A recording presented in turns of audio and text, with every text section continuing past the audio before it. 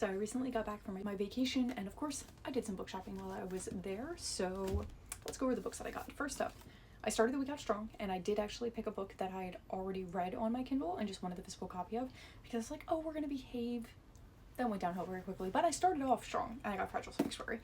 Then made a little bit of a mistake. I picked up Bone Island because this is an indie book that I wanted to read. I'd never really seen it in indie bookstores, but I forgot that this is actually the second book in the series.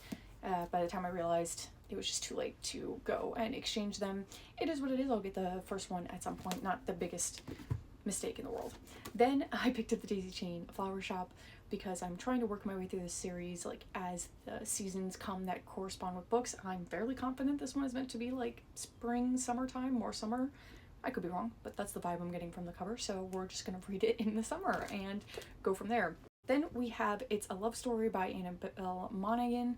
I just really enjoyed Nora Goes Off Script by her last year, and I know that a lot of her reads are very summer coded, and I've been craving those types of books, so I decided to pick up another one of hers this summer. I think I'm just going to start from the beginning of her list and work my way up to her most recent release, because I do know that she just released one.